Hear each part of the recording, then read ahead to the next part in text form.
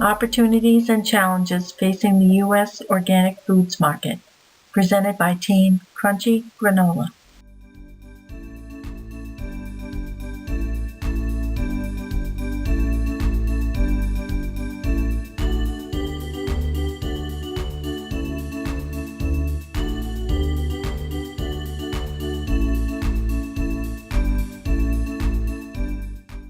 Market Demand by Catherine Buffum.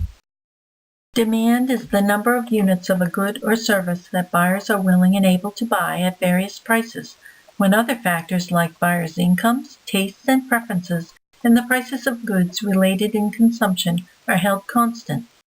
Despite higher prices, the demand for organic foods in the U.S. has grown exponentially over the past 20 years. U.S. sales of organic food and beverages have grown from $1 billion in 1990 to $26.7 billion in 2010. Sales in 2010 represented 7.7% growth. Experiencing the highest growth rate in sales were organic fruits and vegetables. Organic food and beverage sales represented approximately 4% of overall food and beverage sales in 2010. Factors impacting demand: tastes and preferences, income, prices of goods related in consumption, future expectations, and the number of potential consumers. A shift of the demand curve occurs when these other non-price factors are factored into the function. Why buy organic? To protect the environment. Without pesticides, we have cleaner water and cleaner air.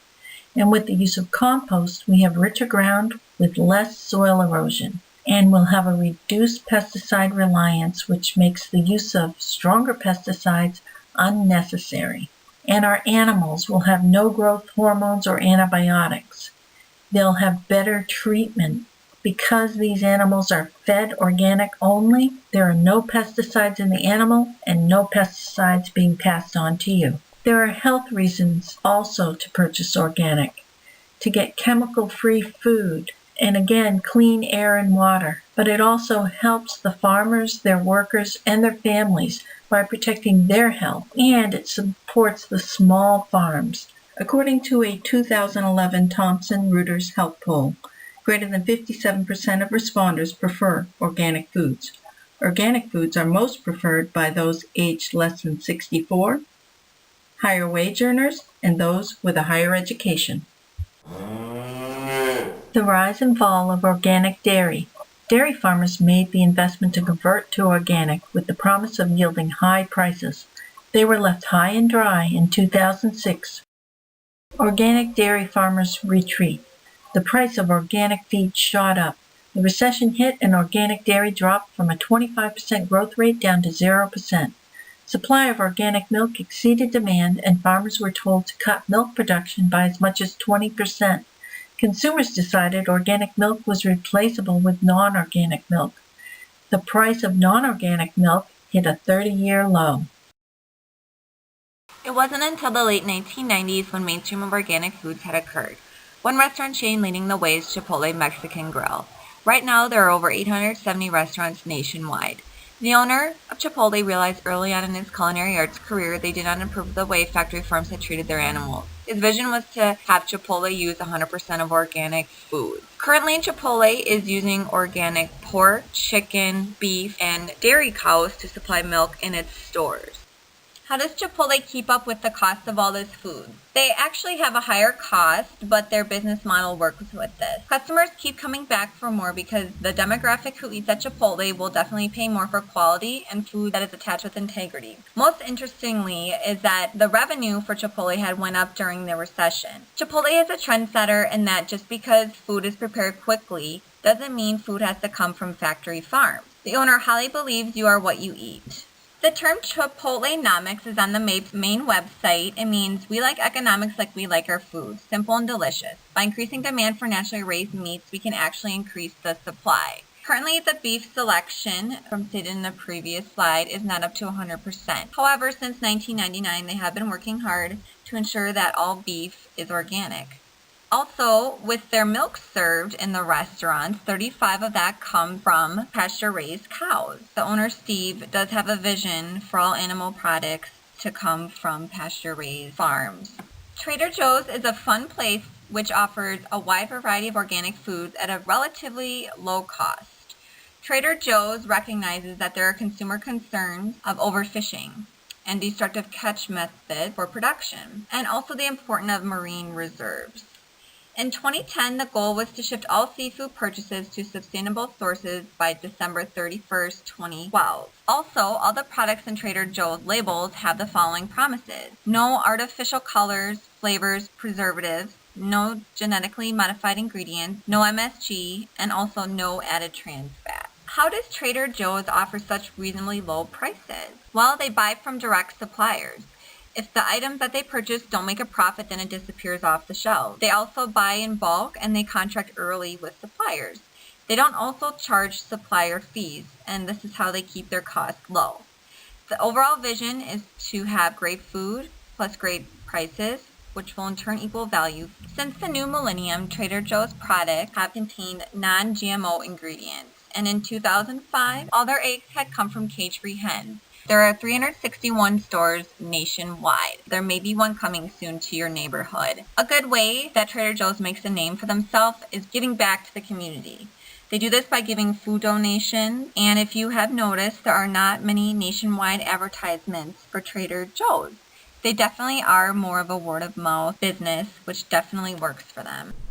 Our presentation continues with supply of organic land. Supply is the relationship between the price of a good and the quantity supplied, all else held constant. The organic food supply is driven primarily by price. The supply curve continues to shift based on future expectations of market demand and decreasing cost of production. All else being equal, as price goes up, quantity supplied increases. Some factors impacting supply include technology improvements, price of production inputs, prices of goods related to production, future expectations of the market, and the number of producers in the market. A shift of the supply curve occurs when these other non-price factors are factored into the function. The U.S. had under 1 million acres of certified organic farmland when Congress passed the Organic Foods Production Act of 1990. Pasture land tripled between 2000 and 2007.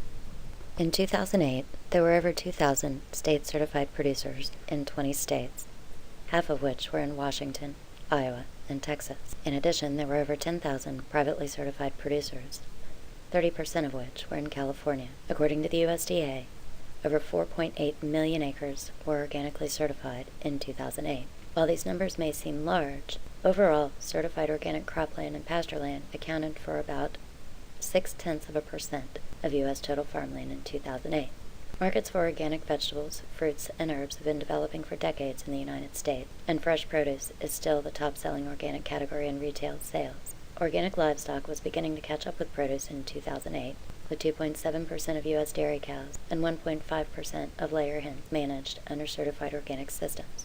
Between 2000 and 2007, organic poultry increased 10 times to over 9 million birds, and organic cattle and sheep production increased 20 times to over 465,000 head over the same period.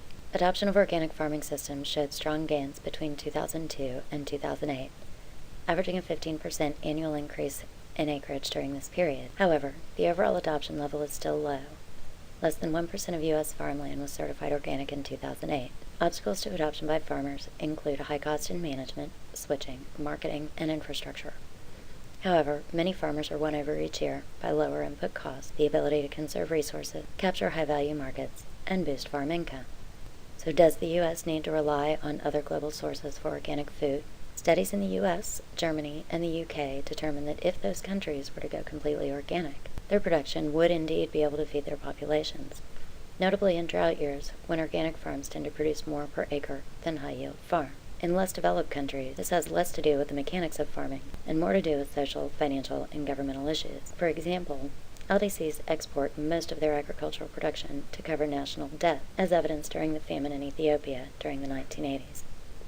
Our fourth microeconomic point is government support of the organic foods market.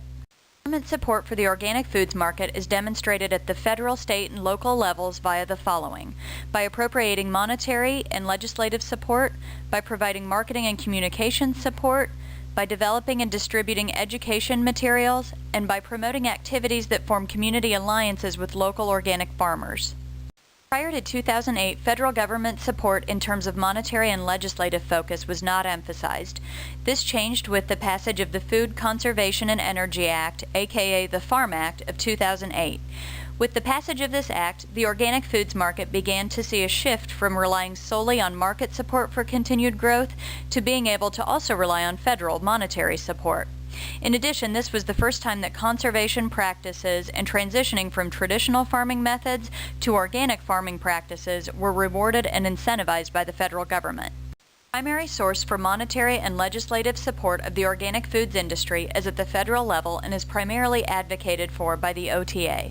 Appropriations for the National Organic Program are included in the budget for the Agricultural Marketing Service, or AMS, an agency within the Department of Ag. Once the annual federal budget is proposed and passed, the OTA submits recommendations and testimony for how funds should be appropriated within the organic marketing community.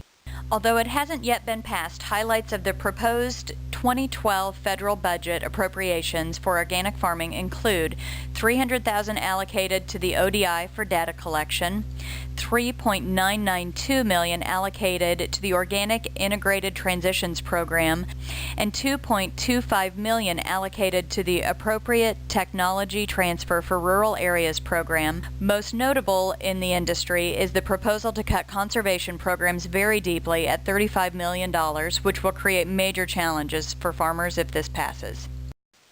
In addition to federal support, states also utilize federally appropriated funds and funds of their own to offer grants and support to organic farmers and researchers. However, with the rise in demand in organic foods market, but having an economy in recession, support for the organic foods industry at the state government level has been forced to become increasingly creative. Depending on geographic location and the economy in that area, funding sources at the local government level are extremely limited. Local support has been garnered by the increase in farmers markets, and the emergence of more organic food co-ops has increased. Online members-only organic food co-ops have become increasingly popular in areas that don't have as much access to or selection of organic food products. The newest member of the local organic community is the emergence of community-supported agricultural programs, or CSAs. In addition, the role government support plays in the organic food market, regulation of the organic certification process is equally important.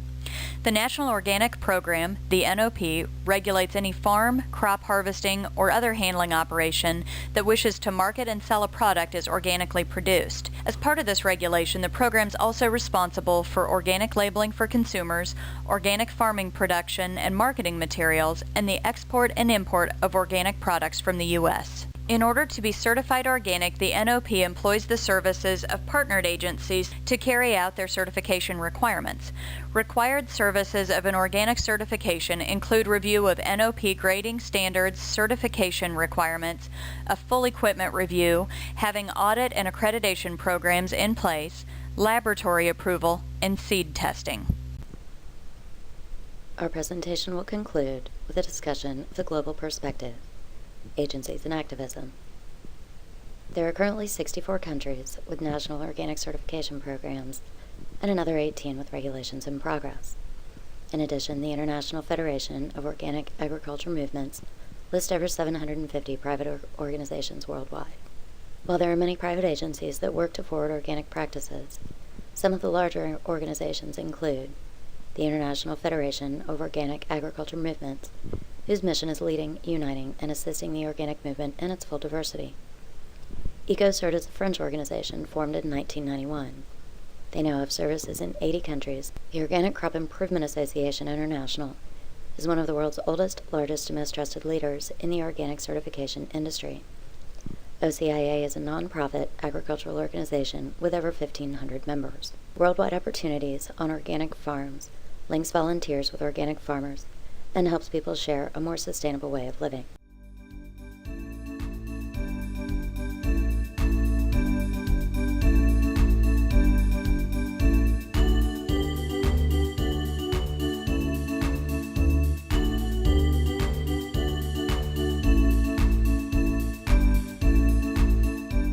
Thank you. We hope you found our presentation informative. Have questions? Please contact Team Crunchy Granola via the Managerial Economics message board.